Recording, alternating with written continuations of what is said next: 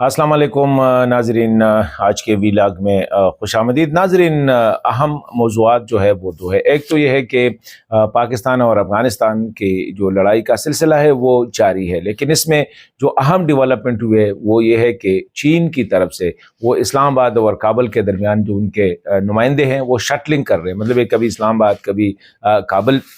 कोशिश हो रही है कि इस जंग को जल्द से जल्द ख़त्म किया जाए, फर्दर एस्केलेट ना हो। इस पे बात करेंगे कि चीन का क्या किरदार है और क्यों चीन का किरदार ज़रूरी है। साथ ही पाकिस्तान से जो जहादी कमांडर्स या जिसको हम साबका पंजाबी तालिबान कहते हैं, उनका जो वफ्द है, रिपोर्ट्स के मुताबिक वो काबुल के बाद जो है खोस्त गए हैं और वहाँ पे हक्कानी नेटवर्क के थ्रू जो है ये इम्कान है कि तहरीक तालिबान के जो लीडरशिप है, खा वो TTP हो, खा वो हाफिज़ गुल बहादुर या जो दीगर उनके मुख्तलिफ ग्रुप से उनकी लीडरशिप के साथ उनके मुलाकात जो है उसकी क्या सिचुएशन है, तो इस पे बात करेंगे। लेकिन इससे पहले ईरान ने जो अजीब सा एक किस्म का जो है ना वो तवक्कुआत के बरखिलाफ अभी तक जो है वो अमेरिका और इजराइल का जो कंबाइंड जो हमला है उसका मुकाबला बड़ी बहादुरी और जानफशानी के साथ कर रहे हैं और बहुत से मिथ्स जो है वो तोड़े। अमेरिका ने गुज़िश्ता 20-25 साल से नहीं बल्कि 40-50 साल से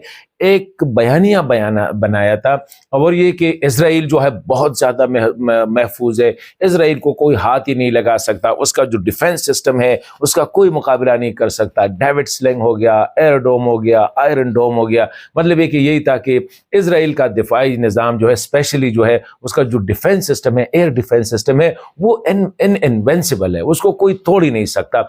और इस बयानिए की बुनियाद पे फिर अरबों को जो है वो भी डरा रहे थे और फिर अरबों पे अपना माल जो है वो बेच रहे थे और उनको यही कह रहे थे कि देखें, ये जो हमारा जो दिफाई निज़ाम हम आपको दे रहे हैं ट्रिलियंस ऑफ डॉलर्स का, ये आपको हर किस्म के जो हमले से उनसे बचाएगी। अब इजराइल ने वो जो अमेरिका ने 40-50 साल का जो मिथ बनाया था वो उसको शैटर कर दिया। ना सिर्फ ये कि इजराइल की ईंट से ईंट बजा दी, बहुत ज़्यादा तबाही हो रही है। अभी इजराइल ने मुकम्मल तौर पर सोशल मीडिया पे पाबंदी लगाई है कि इजराइल से कोई खबर बाहर नहीं जाएगा। वो एक इंडियन ने एक बनाई थी और उसने जब बाहर निकल के फिर उसको रिलीज़ किया था और उसने ये गवाही दी थी कि बेपनाह तबाही हुई है। इसी तरह जिन जिन अरब ममालिक से अमेरिका ने पैसे लिए थे, उनको दिफाई निज़ाम दिया था, वहाँ पे अपने अड्डे कायम किए थे, उनसे वो अखराजात ले रहे थे, उनको भी पता चला कि ये किसी चीज़ का भी नहीं है। कुवैत हो, बहरीन हो, कतर हो, UAE हो, सऊदी अरब, सबको जो है ईरान के हमलों के जद में रहे। तो ये जो सिचुएशन है इससे अभी वो मिथ, अब अगर हम देखें ईरान का तबाही, वो जो अमेरिका की जो नुकसान हो रहा है, एक अंदाजे के मुताबिक 5 ये कहते हैं 2.8 अरब डॉलर पर डे के हिसाब से उनका नुकसान हो रहा है, जो कि बहुत बड़ी तादाद है। और ये कहते हैं कि ये सबसे पहला पहले जो 6 दिन थे, फर्स्ट 6 डेज में अमेरिका के जो अखराजात हुए वो 11.3 अरब डॉलर हुए और इसमें एमुनेशन शामिल नहीं थी। मतलब ये जो असला इस्तेमाल किया गया वो भी शामिल नहीं थी। अमेरिका का जो इंफ्रास्ट्रक्चर और फैसिलिटीज़ तबाह हुई थी वो भी इसमें शामिल नहीं थी।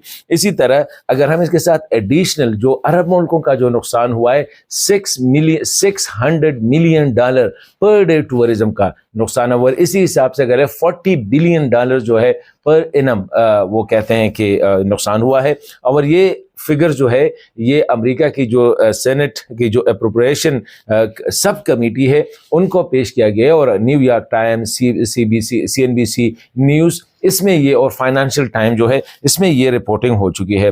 $5.6 बिलियन जो है ये पहले जो 48 आवर्स थे सबसे ज़्यादा, मतलब है कि ऑलमोस्ट $6 अरब जो है पहले 48 घंटों में, मतलब है कि 2 दिन में वो इसमें खर्च हुए थे। 2.1 अरब डॉलर पर डे के हिसाब से, और उनका टारगेट किया था रिजीम चेंज करना। ईरान ने ना सिर्फ अपना रिजीम رجیم برقرار رکھا, اس کا ڈھانچہ برقرار رکھا, بلکہ اس وقت جو اب باتیں ہو رہی ہے امریکہ کی طرف سے یہ کہا جا رہا ہے کہ کس طرح اس جنگ کو اب روکا جائے, کیونکہ ان کے اہداف جو ہے ان کی اپنی انٹیلیجنس ان کو بتا رہی ہے کہ آپ جو ہے وہ اہداف حاصل نہیں کر سکتے جو رجیم چینج والا ہے. تو یہ اس حوالے سے میں بات کر رہا تھا, اور اس میں میں سمجھتا ہوں پاکستان کا بہت اہم کردار ہے. آج وزیر اعظم پاکستان جو ہے وہ سعودی عرب کے دورے پر گئے ہیں, سعودی ولی عہد سے ان کی ملاقات ہے اور میرے خیال میں واپس بھی آئیں گے. اسی حوالے سے پاکستان کی جو ڈپلومیسی ہے وہ بھی اس وقت ٹاپ پہ ہے. مطلب یہ ہے کہ ایران کے ساتھ بھی عرب ممالک, اور عرب ممالک کو اگر جنگ سے ابھی تک بچایا ہے وہ پاکستان نے بچایا, کیونکہ پاکستان نے عربوں کو بھی انفارم کیا کہ اسرائیل فالس فلیگ آپریشن کرنے کے موڈ میں ہے, اور ایران کو بھی بتا دیا کہ یہ عربوں میں فالس فلیگ آپریشن کرے گا اور بدنامی آپ کی ہوگی. اور عربوں نے پہلے سے یہ پلان کیا تھا کہ وہ ایران کے خلاف ایک اکٹھا محاذ کھولنے کی کوشش کرے تھے, جو اسرائیل کی ڈریم تھی. تو میں سمجھتا ہوں ایران نے ایک بہت بڑی کامیابی ہے, اور وہ یہی ہے کہ اب تک جو ہے امریکہ کو بلیڈ بھی کر رہا ہے, اور پوری دنیا جو ہے اس وقت امریکہ پہ تنقید بھی کر رہی ہے.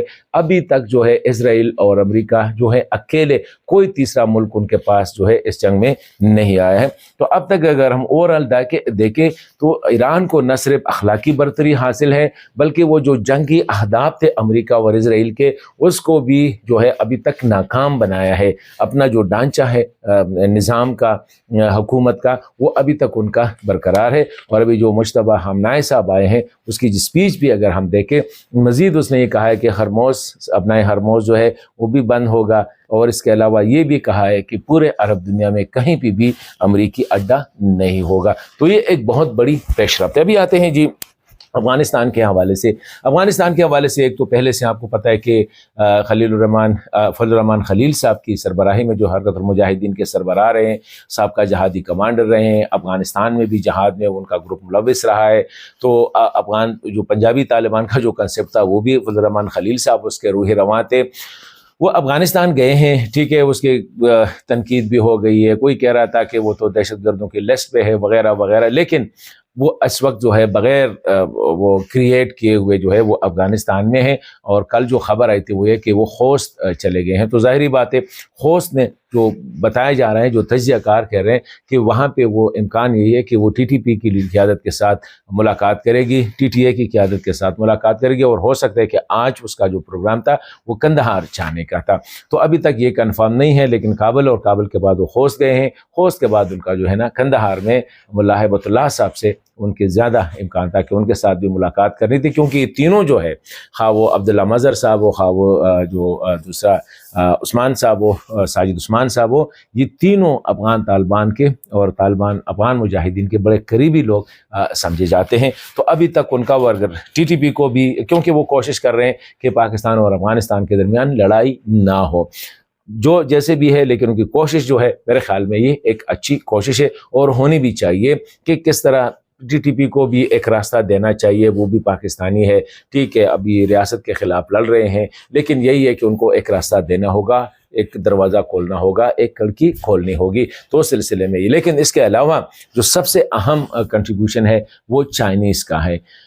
چائنیز کے پہلے سفیر نے ملاقات کی امیر خان متقی صاحب سے, اس کے بعد اس کے ایس آر جو گئے ہیں, ابھی آج کل ایس آر اس کے اسلام آباد, 3 دن اس نے کابل میں گزارے, ابھی وہ یہاں پہ اسلام آباد آئے. اس کے وزیر خارجہ کی طرف سے, وانگ لی کی طرف سے جو بیان آیا ہے کہ چین شٹل کر رہا ہے بٹوین دا ٹو, پاکستان کی جو کاؤنٹر ٹیررزم کی جو ہے اس کی وہ تعریف بھی کر رہے ہیں, سپورٹ بھی کر رہے ہیں, ساتھ ہی چاہ رہے ہیں کہ افغانستان کے ساتھ ہی معاملہ حل ہو. تو چین مور کوالیفائڈ ہے. میں ایک بات بتاؤں, قطر, ترکی, ان کے علاوہ ٹھیک ہے ان کا اپنا ایک مذہبی اور ایک ہے, لیکن اس وقت چین جو اس خطے, چین کی جو پوزیشن ہے وہ اس پوزیشن میں بھی ہے کہ وہ امپلیمنٹ بھی کرے, وہ گارنٹی بھی لے سکتا ہے.